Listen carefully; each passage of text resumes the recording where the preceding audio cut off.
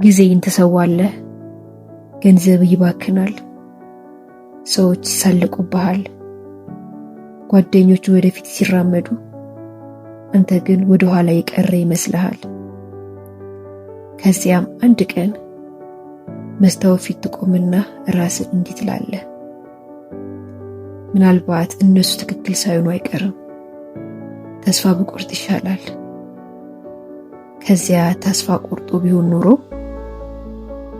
ዓለም ጨርሶ ባላወቀችው ነበር። እሱ ግን ተስፋ አልቆረጠም። ይልቁን ሁሉ ነገር የሚቀይር አንድ ውሳኔ ወሰነ። ከኔ ጋር ቆይ፣ ምክንያቱም የታሪክ ለራስ ህይወት የምታስብበትን ሙሉ በሙሉ ሊቀይረው ይችላል። በአንድ ወቅት የተሻለ ህይወት መገንባት የሚፈልግ አንድ ሰው ነበር። በየቀኑ በዙሪያው ካሉት ሰዎች በላይ ጠንክሮ ይሰራል። ነገር ግን ምንም ነገር የሚለወጥ አይመስልም። በሮች ዝግ ናቸው፣ እድሎች ይመጣሉ፣ ግን በዛው ይበናሉ። ሰዎች በሱ ማመን አቆሙ። እንዲሁም በቅርቡ ያሉ ሰዎች እንኳን አሁን ወደ እውነታው ዓለም ተመለስ፣ ጊዜን አታባክን ማለት ጀመሩ። እሱም ቀስ በቀስ የነሱ ወሬ መስማት ጀመረ።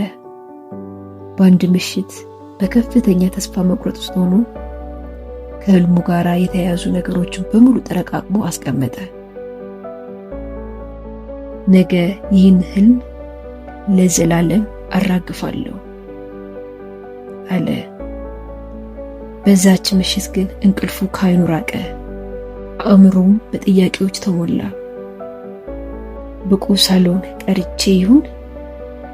እነዚያ ሁሉ ዓመታት በከንቱ ባክኖ ይሁን? በማግስቱ ጠዋት ሁሉ ነገር ወደ ውጭ ከመጣሉ በፊት ግን አንድ ጊዜ ብቻ ለመሞከር ወሰነ። ስኬት ይመጣል ብሎ አላሰበም። ነገር ግን የሚችለውን ከፍተኛ ጥረት ለራሱ ለማረጋገጥ ብቻ ነው። ያቺ አንዲት ሙከራ ማንም ያልጠበቀውን ትልቅ በር ከፈተችለት። አንዲት እድል ወደ ሌላኛው መራው። አንድ ትንሽ ስኬት ሌላኛውን ወለደ። በጥቂት ወራት ውስጥ በሱ የማይተማመኑ ሰዎች እድለኛ ነህ ብለው ይጠሩት ጀመር። ነገር ግን ከጀርባ ያለውን የዓመታት ልፋት አላዩም ነበር። ትምህርቱ እዚህ ላይ ነው። አብዛኛው ሰው የሚሸነፈው ችሎታ ስለሌለው አይደለም። የሚሸነፈው ትልቅ ለውጥ ለማምጣት አንዲት እርምጃ ሲቀራቸው ጉዟቸውን ስለሚያቋርጡ ነው። ምንም ነገር ትርጉም ሲያጣ፣ ማንም ባንተ ማመን ሲያቆም፣ ለመሞከር ስትዝል፣ ያቺ ቅጽበት የወደፊት እጣ ፋንታህን በዝምታ ቅርጽ እያሳዘች ያለችበት ጊዜ ሊሆን ይችላል። ስለዚህ ዛሬ ከባድ ስለሆነ ብቻ አታቁም። አልማዝ የሚሰራው በከፍተኛ ጫና ውስጥ ነው። ዛፍም ጠንካራ ሆኖ የሚያድገው ንፋስን በመቋቋም ነው።